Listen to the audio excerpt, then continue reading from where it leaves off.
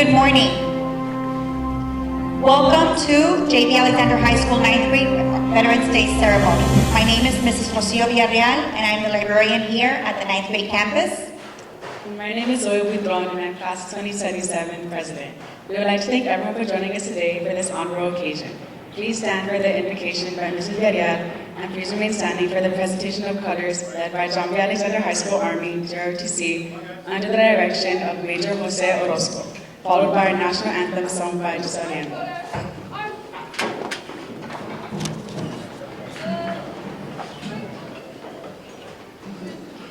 Dear God, God of dignity and strength and compassion, watch over our veterans in recognition of their loyal service to our nation. Bless them with wholeness and love. Shelter them, heal their wounds, comfort their hearts, grant them peace. God of justice and truth, rock of our lives, bless our veterans. These men and women of courage and valor, with a deep and abiding understanding of our profound gratitude. Protect them and their families from loneliness and want. Grant them lives of joy and bounty. May their dedication and honor be remembered as a blessing from generation to generation, in Jesus' name. Present. Colors.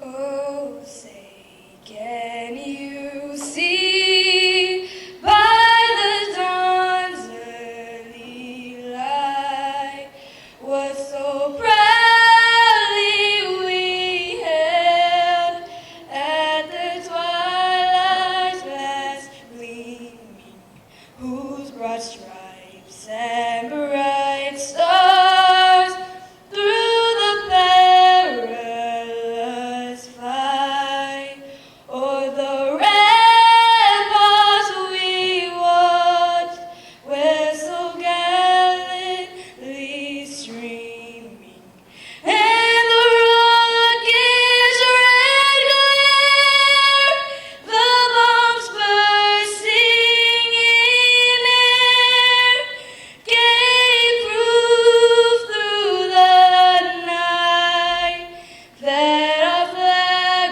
was still there. Oh, say does that star-spangled banner yet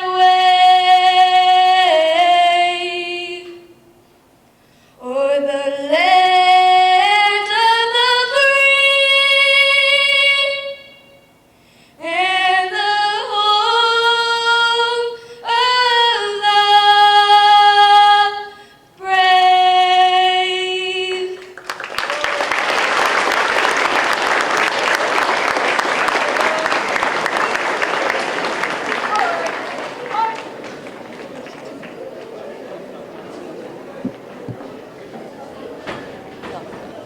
I pledge allegiance to the flag of the United States of America and to the republic for which it stands, one nation, under God, indivisible, with liberty and justice for all. And now the Texas Pledge. Honor the Texas flags. I pledge allegiance to thee. Texas, one state under God, one and indivisible. You may be seated.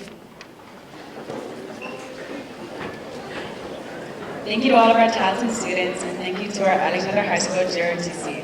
At this time, we would like to extend a warm welcome from our principal, Mr. Sandoval, a veteran of the United States Army, and our Alexander 9th grade assistant principal, Mr. Gomez.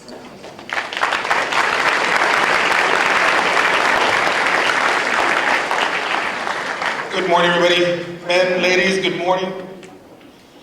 First of all, thank you for your service and everything that you've given to our country, and everything for all the possibilities you've contributed to these students. To the families, I also say thank you, because it's a sacrifice for the men and women who go, but it's also a sacrifice for the families to be worried, to be thinking about how my loved one is doing overseas or doing somewhere while deployed. It's a struggle. So to the families, we say thank you as well. To the entire community, we say thank you for their contribution to this day. So I say thank you to all our current veterans, but I'm also looking around the room and I want to say thank you to the future recruits and future soldiers that are sitting in this room. At no time in our history is our United States military more in need or more more in need of recruits and people to go out and take care of America's needs worldwide. So with that in mind, I just want to say thank you to these men, thank you for the families, and thank you to our community. Men, thank you.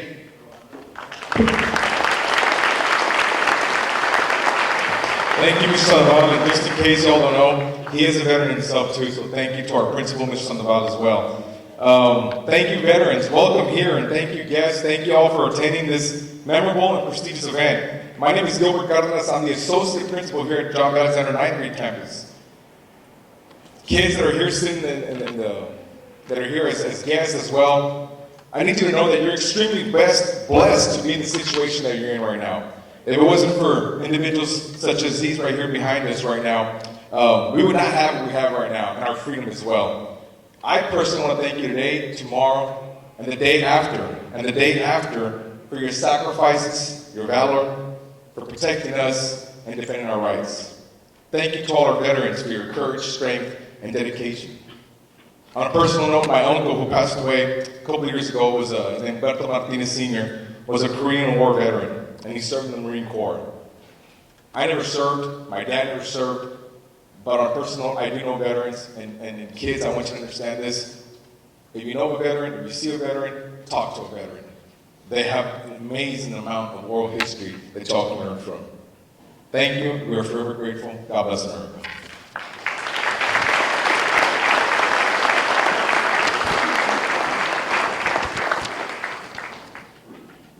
This Veterans Day, our nation's president, Mr. Joseph R. Biden, issued the following proclamation. This Veterans Day, we honor the generations of women and men who have served and sacrificed, not for a person, a place, or a president, but for an idea unlike any other, the idea of the United States of America. For nearly 250 years, our veterans have defended the values that make us strong so that our nation could stand as a citadel of liberty, a beacon of freedom, and a wellspring of possibilities. This Veterans Day, we may honor the incredible faith that our veterans hold, not just in our country, but in all of us. They are the solid steel backbone of our nation, and we must endeavor to continue being worthy of their sacrifices by working toward a more perfect union and protecting the freedoms they have fought to defend. Now, therefore, I, Joseph R. Biden Jr., President of the United States of America, do hereby proclaim November 11th, 2023 as Veterans Day. I encourage all Americans to recognize the valor, courage, and sacrifice of these patriots through appropriate ceremonies and private prayers and by observing 2 minutes of silence for our nation's veterans. I also call upon federal, state, and local officials to display the flag of the United States of America and to participate in patriotic events in their communities. In witness whereof I have hereunto set my hand this 7th day of November in the year of our Lord 2023, and of independence of the United States of America, 248.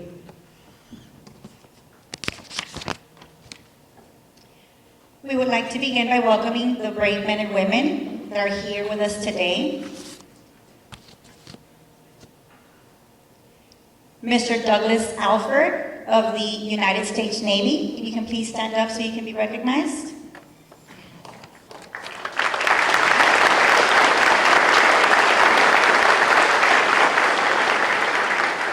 Mr. Randy Poston of the United States Air Force and Army.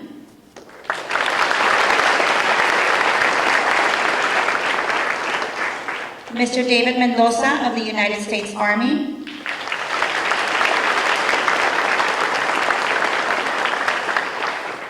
Juan A. Flores, United States Army.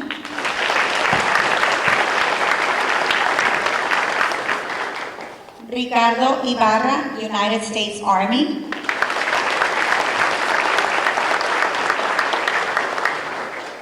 Victor Manuel Vasquez, United States Army.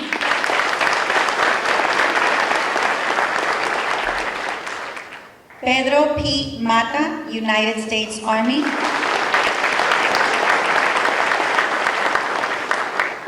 Juan Jose Vidaurri, United States Army.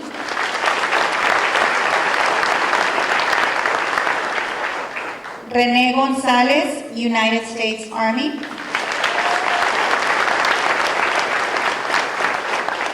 Hecmar Nieves, United States Army.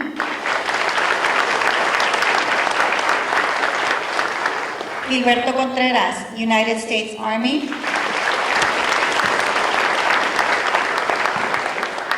Heriberto Espinosa, United States Marines. Alexis Salazar, United States Army. Humberto Flores, United States Army.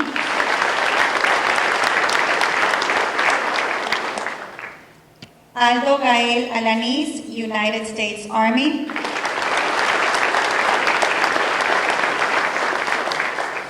Marines, I apologize, United States Marines.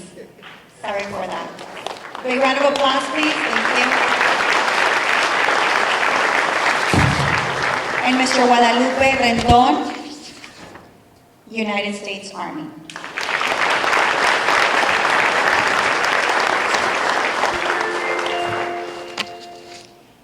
Here at J.B. Alexander High School 9th grade, we will be eternally grateful for your dedication, your sacrifice to our nation. On behalf of all of the faculty, staff, and student body, we thank you and we salute you for your sacrifice. Thank you very much.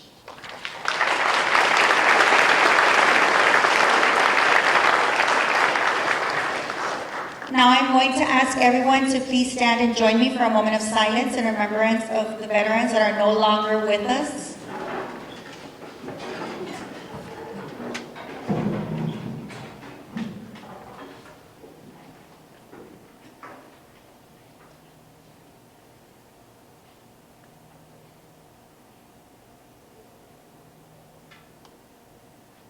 Thank you. You may be seated.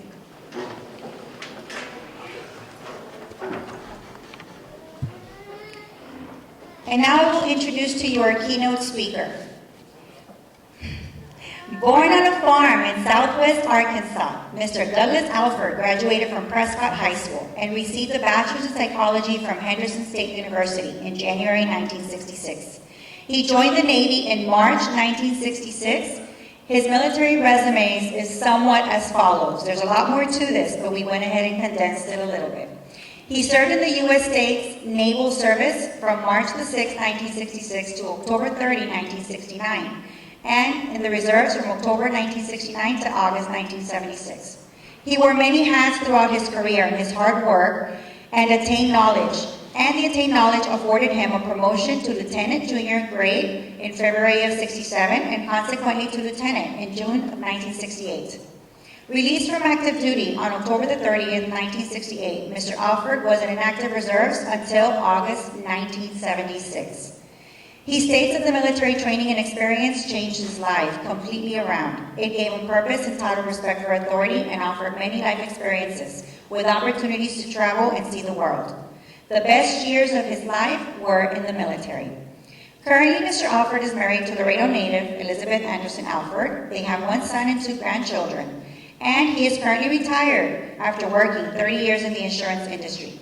His hobbies include traveling, family activities, social clubs, church, and building things out of wood. If you can please help me with a big round of applause, welcome Mr. Douglas Alford.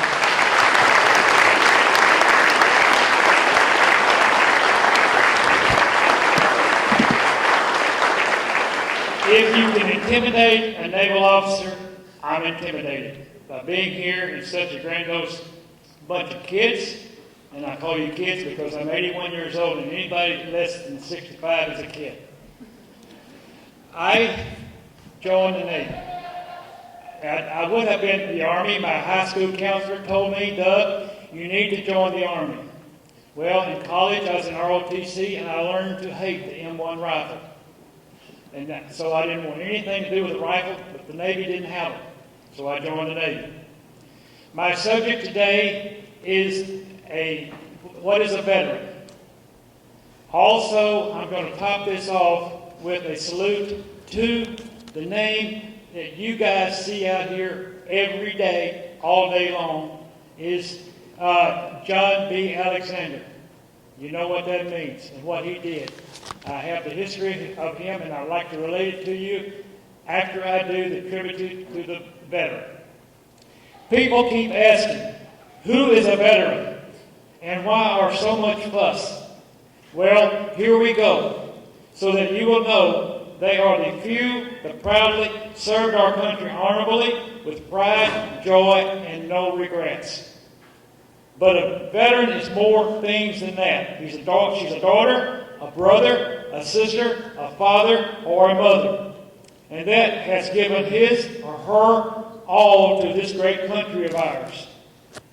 There will come a time that because of war, they will go far to protect this country that they proudly serve.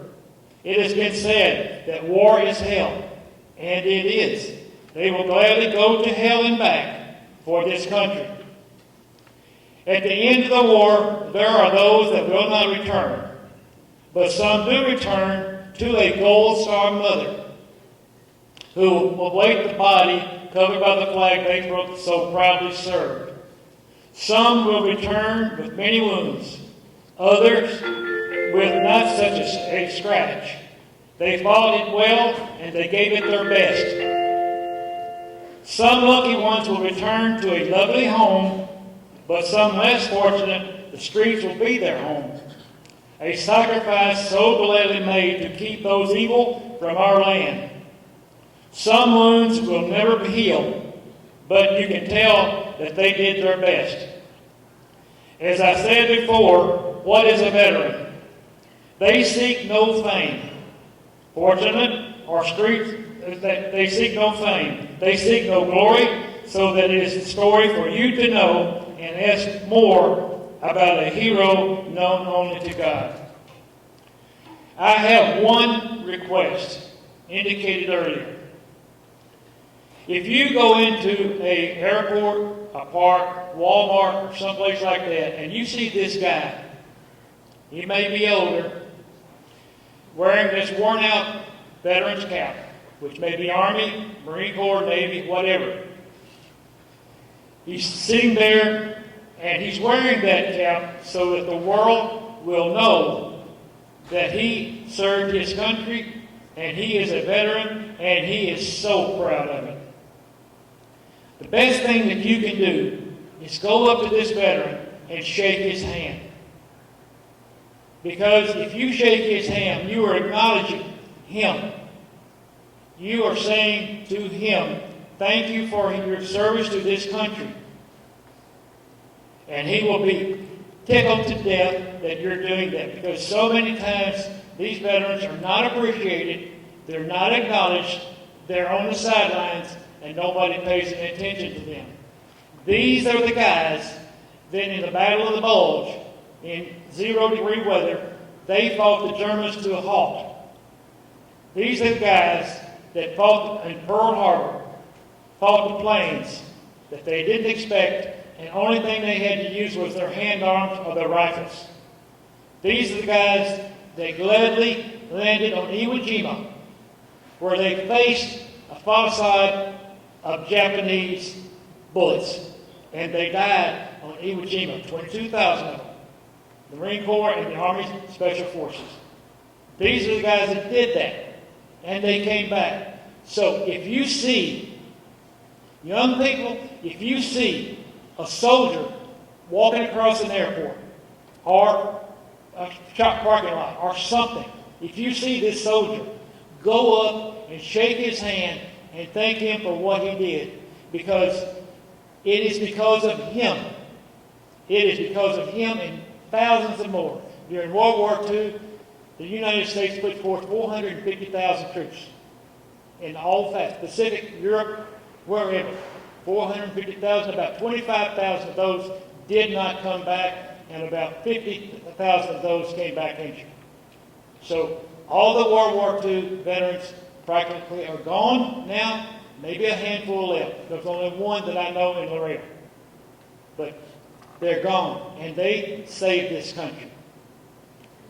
So when you see a veteran out there, shake his hand. Thank him for what he did, because you will have made his day. And parents, fathers, if you are in a parking lot or someplace and you see a veteran, let your son or daughter go up and shake that man's hand. They will both get a thrill out of it. They will. Now, what I'd like to do now is take the liberty to talk about someone that you see the name every day. J.B. Alexander. John B. Alexander was Army. He was an attorney, a licensed attorney in Laredo, ready to go to work the public force. He was drafted into the Army. I'll read it to you.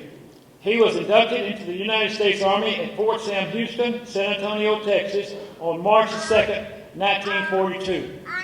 He attended basic training at Camp Herkley, Lake Tahoe.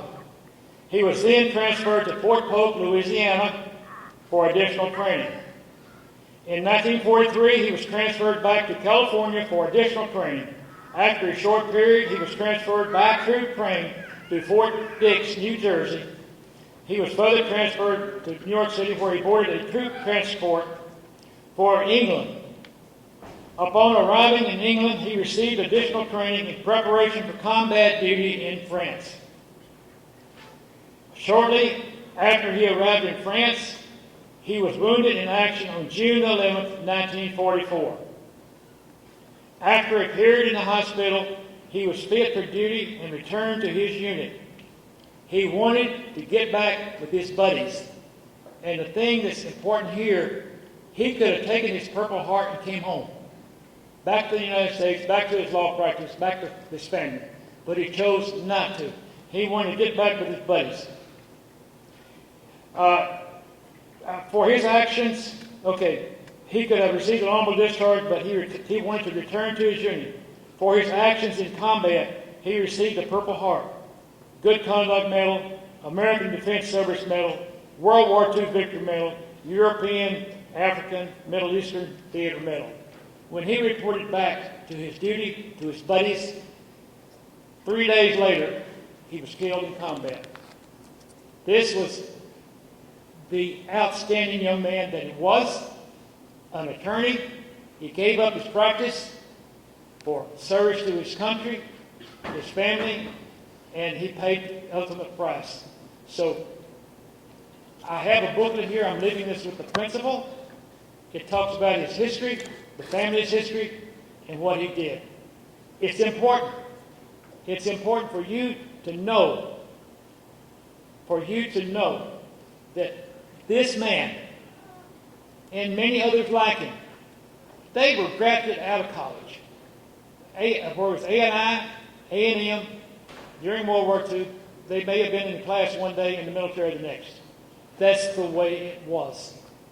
And men died. And I want to say one more thing. You live in Laredo. You live in South Texas.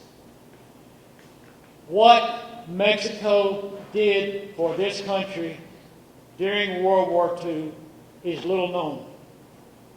Little known about what they did. They supported this country.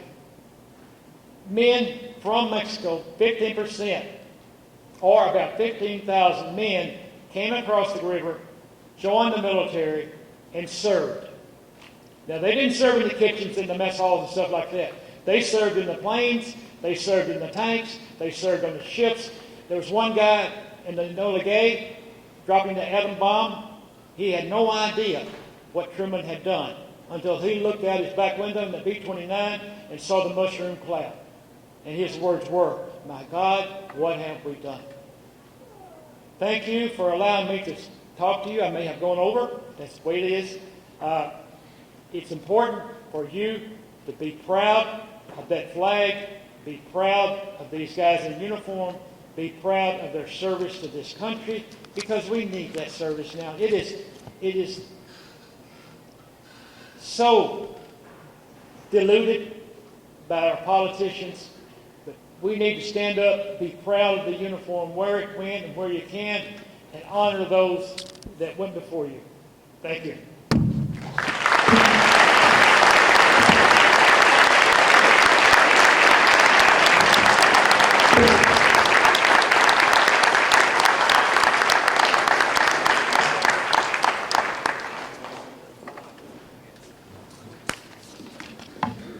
Thank you, Mr. Alford, for your dedication to our nation, for your service, and for sharing your experiences with us on this special day.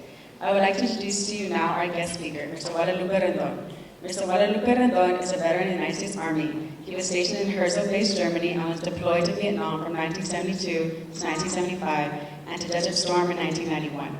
After his service in the military, Mr. Rendon, better known as Coach Rendon, dedicated his life to education. He is now retired and residing in Olympus, Texas. Please help me welcome Coach Guadalupe Rendon.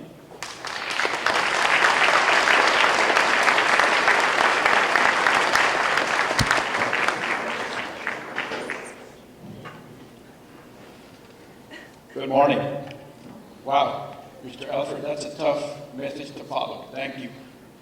What a beautiful campus you guys have here. Thank you, Mr. Liddell, for the invitation. Thank you to all the students that did the breakfast for us this morning. You guys are band or orchestra. Thank you, beautiful music, and all the students that are here to listen to this message. My message is a little different than what Mr. Alford had to say. I'm going to speak to you about service. But service to who? Service to God, service to family, service to country, volunteering, and why we celebrate Veterans Day. You know, I'm a retired educator, and I was in the classroom at different campuses for 33 years. And one of the most difficult topics, not to me, but for a lot of my colleagues, is to talk about God. But it's real simple to talk about that in the classroom. As a prior history teacher, in world geography, you guys are ninth graders taking world geography. I don't know if you've covered that chapter already, but there is a chapter there where they introduce you to the top 7 religions of the world. But who is God? Just a quick as to who is God. In Judaism, he is called Yahweh. In Hinduism, Brahman. In Christianity, Father. In Islam, Allah. In Buddhism, Buddha, plus many other gods that are out there. So when I talk about God here, I'm not talking about my God. I'm not talking about your God. I'm talking about all the gods, okay? Serving God means demonstrating love for Him through loving service to others. It is exemplified by the actions in family, community, and work. Service to Him should be selfless, not for recognition or praise. Serving others is the greatest form of charity, brings praise to Him. We receive our gifts from Him to serve others. Service to God is expressed in our love and our gratitude. We serve Him with the talents and resources He provides and following His examples. Service to Him is the greatest form of love and the fulfillment of His commandments to love one another. Serving is not, of course, uniquely in whatever God you may follow. The language of service has popped up everywhere in our society. In business, we must have a network of service providers. In our stores, there's customer service. When the gas gets low in our cars, we head for a service station. In our nation, and you have it right here, we have the armed forces. Now, what are some of the reasons to serve God? Serving Him should be your life purpose. It will make you more like God. Should be the highest use of your time. Serving is the secret to greatness. Serving Him will be your reward in heaven. And no matter what religion you may follow, they all talk about heaven. What are some areas that you could serve to serve your God? Soup kitchens, food shelters, charity, animal shelters, at church, at your school. You could serve and be a tutor. You could tutor your classmates. Here's a quote, and I'm going to give you the name of the person. Rick Warren, R-I-C-K, Warren, W-A-R-R-E-N. If you ever have a chance, go on the internet and find out who this guy is. And this is what he talked about service. Faithful servants never retire. You can retire from your career, but you will never retire from serving God. Rick Warren. Now I'm going to go to the next area, which is service to family. How do you serve your parents and your loved ones? The most difficult thing is to forgive them for their mistakes or your mistakes. Speak well of your parents, students. As a former educator, you cannot imagine how many times the students would come to me and complain about their parents. And I would tell them, they provide everything for you. Esteem them publicly and privately. No matter what the scenarios may be at home, they are your parents. Seek their wisdom. I have a granddaughter, and she tells me, Grandpa, when are you going to dye your hair? It's all white. And I tell her, why would I want to hide my wisdom? Support your parents. Provide for them when they get up in their senior years.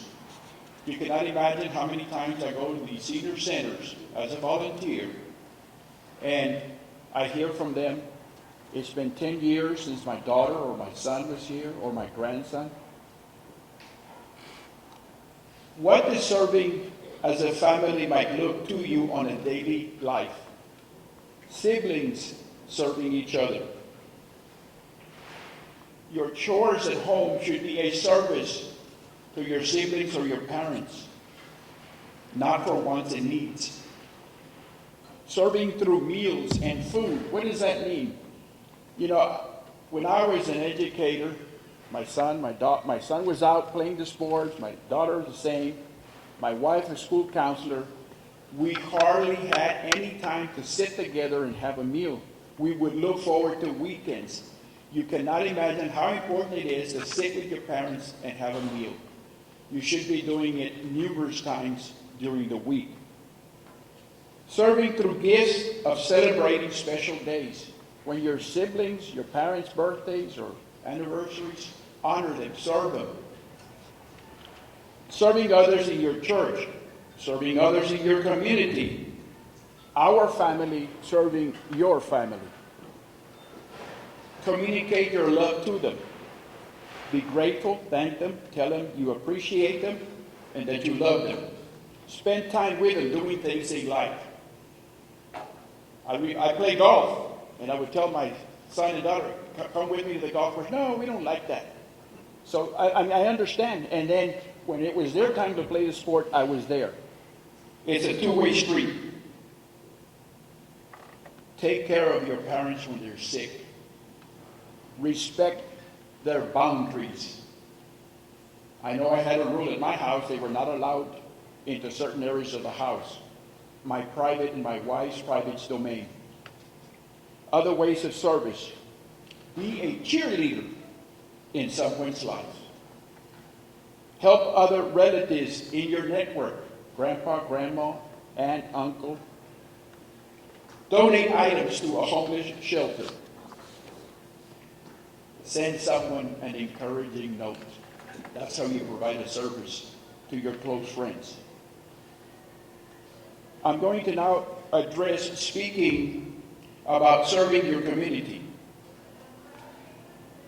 There are so many ways that you can help in the community. Help at senior citizens at different centers.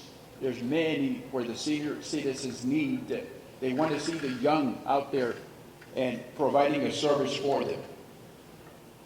Guys, you have a beautiful campus. If you remember what I just told you when I opened, do not destroy public property. In my years as an educator, I would see how much damage was done to schools. This is a beautiful campus. First thing I ask is, how long has this campus been here? I got between 4 and 5 years. It looks like they just opened it last night. So for the past 4 or 5 years, the students have been taking care of this school. Continue to do that. What are other ways that you can help in your community? I love to do this a lot. Plant trees. Go out and plant a tree. We planted one at my wife's when she was teaching over at United Middle as a counselor. I remember planting that tree. Don't waste natural resources. I see how much damage is done in the bathrooms by destroying tissue paper. That's a resource that everybody needs. Care for your environment. Obey law and order. The biggest service you can do to your community is to get an education. Go to church. Volunteer for a nonprofit organization. Give your time and help to others. You can also serve, as we all have, in the military. You can serve with the police department, firefighters, first responders, and we have one right here. Are you a first responder, sir? Thank you for your service in that. Help the disabled. You cannot imagine how many times I go to the senior centers and help the disabled. Ms. Villarreal was helping me up the stairs because I struggle on stairs. Thank you again, Ms. Villarreal. Start a business. This is something that I remember telling my students, you can start a business. You don't have to wait till you graduate from high school or college to start a business. There are so many students of your age that have successful businesses throughout the United States. Become a teacher. I'm not talking about just an education teacher. You can be a teacher at church. You can be a teacher at the Senior Citizen Center. You can be a teacher all the time to your siblings. Work for government. Raise funds for charities. Join the Peace Corps. Probably something that you guys are not familiar with. In the early 60s, the former president, John F. Kennedy, started the Peace Corps. And this was for people who were graduating from the universities, and they were going throughout the world helping the poor. And this is a famous quote, one of my favorite ones, from President Kennedy. When it comes to service to your community, ask not what your country can do for you, but you should be asking what you can do for your country. John F. Kennedy. Volunteering is important. With most of us leading super busy lives, the idea of volunteering, giving your time and energy to call without financial reward. When you volunteer, don't expect compensation, wages. You shouldn't be getting paid for volunteering. That's not volunteering. It may be seen like an impossible task. How can we fit anything into our already jam-packed schedules? However, volunteering is important for the many reasons and doesn't have to take much of your time. The benefits of volunteering are vast for the volunteer, not just for the community, individual, or the organization receiving their assistance. The benefits that could partly explain the popularity of volunteering over the past few years, and here are some examples. In England, the United Kingdom, 29% of adults indicate that they have formally volunteered at least once a month. In the United States, 25% have also volunteered, adults. However, more women volunteer than men. I wonder why that is. It's simple. More men work than women, and women have more time, so they volunteer more than men. Volunteering is important as it offers essential health worldwide causes, especially for people in need, and of course the community. Indeed, many organizations and charities rely on the generosity of volunteers, as often as they are only part funded through government or local councils. and cannot afford to pay the salaries for all of their staff. Many companies depend almost on teams of volunteers to help them in their cause. However, how important volunteers could be for the person doing it. Volunteering has several benefits, including stress reduction, combating depression, providing a sense of purpose. There's a big golf tournament in the state of Texas, and it's been around for approximately more than 100 years now. A professor, Keith Robbins from the University of Texas, he teaches journalism, was commissioned by the Texas Open, the golf tournament that they have in San Antonio. And as a matter of fact, it's one of the professional golf tournaments that they've had at the same city for over 100 years. That's like the tops when it comes to professional golf. Well, Robbins was commissioned by the Valero Texas Open to put together a book expressing the 100 years of the Texas Open. And I remember when he called me, I said, why is he calling me? I don't know who this guy is. But he called me, he says, your name came up, and I would like to interview you about volunteering at the Texas Open. How long have you been doing it? And I told him, it's over 35 years that I volunteered out there. And he says, what is it that you like about volunteering? And by the way, this is the book that he put together. And I'm just going to quote here about volunteering. There's a section here, and he interviewed 3 people, 100 years of history, but he asked 3 people to talk about volunteering. And this is what, when he did that interview, it says, retired high school golf coach Guadalupe Rendon sees his role as an extension of his career as an educator. I've always taught kids the importance of volunteering. It is good for your health. You get to learn new skills. You get to gain real world experiences. You're going to make an impact because you're going to contribute to your community. The Texas Open, he said, a cause that I believe in.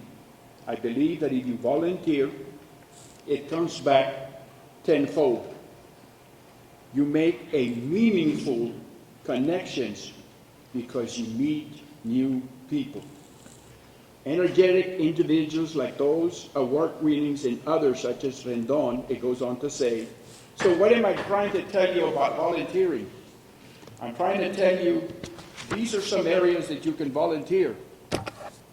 You can volunteer at the local organizations, the community arts groups, museums and that kind of stuff, youth organizations, national parks, libraries. I volunteer at the library helping put the books back in the shelves. Senior centers, family shelters, food pantries, animal shelters, and place of worship. My last area will be a very small history of why we celebrate Veterans Day. World War I, known at the time as the Great War, officially ended when the Treaty of Versailles was signed on June 28, 1919 in France. However, the fighting had stopped several months before on November the 11th, 1918. It is generally regarded as the war to end all wars. The original concept for celebration was for a day with parades, public meetings, and a brief suspension of business at 11 a.m. An act of Congress was approved May 13, 1938. November the 11th of each year would be a legal holiday. On June 1st of 1954, President Eisenhower signed a public law. November 11th became a day to honor American veterans of all wars. September 20th of 1975, President Ford signed Public Law 94-97 that Veterans Day will be celebrated on November the 11th, beginning in 1978. Why is Veterans Day important? Veterans Day is important because it is a day set aside to thank and honor all who have served and are serving or deceased, but particularly those still serving who are active duty soldiers. It is also important because we honor our service members and remember their sacrifices they made and the courage it takes to defend family and country. Veterans Day is a celebration to honor American veterans for their patriotism.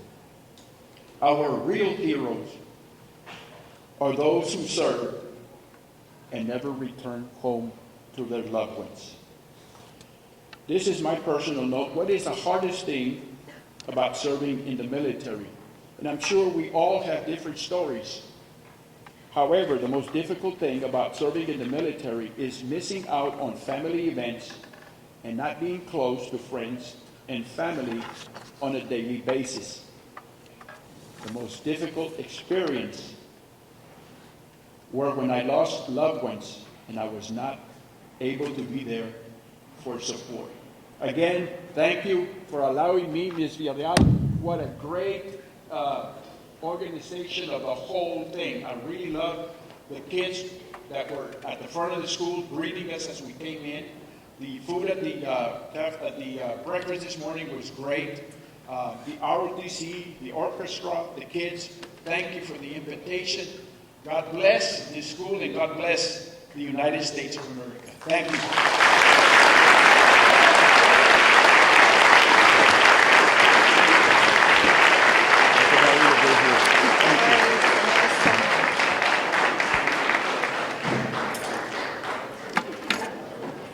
And like Mr. Rendon was telling us, the sacrifice of our veterans and their family members does go beyond our imagination.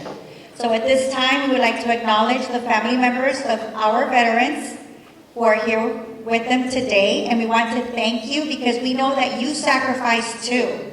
They sacrifice, but the family that is left behind sacrifices as well. So at this time, will all family members please stand up so that we can give you a big round of applause and gratitude for your sacrifice to our nation.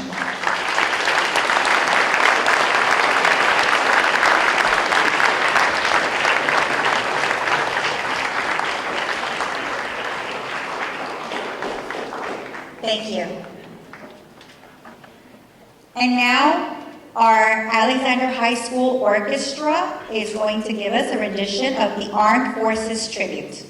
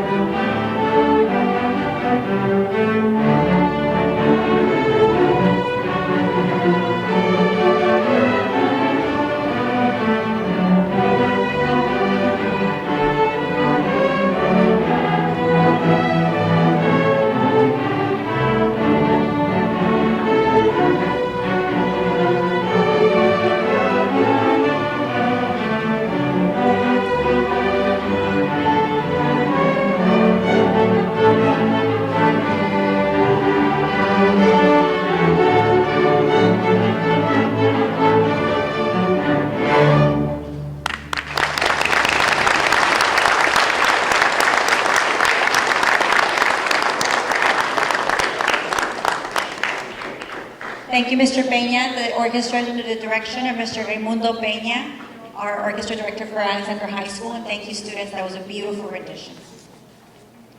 Closing our ceremony for today, I would like to introduce our class secretary, Kate Amador, who will lead us in the benediction. Heavenly Father, as we come to the conclusion of our program, we thank you for commissioning men and women in the defense of our nation's freedom.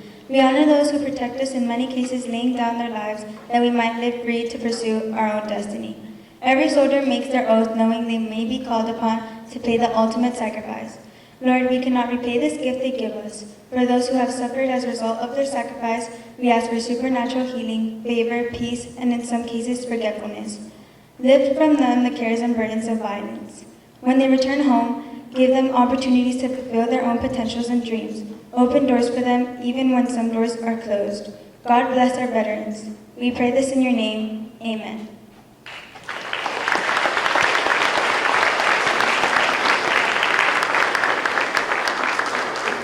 On behalf of our Alexander 9th grade associate principal, Mr. Gilberto Cárdenas, and on behalf of our Alexander High School principal, Mr. Ernesto Sandoval, we want to thank you for being present today with us. A very special thank you for all of our honored guests, our veterans. Thank you so much for taking the time out of your day, your jobs, whatever it is that you have to do to be here with your family members. Thank you for being with us here this morning. You are all truly our heroes who will forever be embedded in the hearts and minds of everyone here at Alexander 9th grade. May God bless you and your loved ones.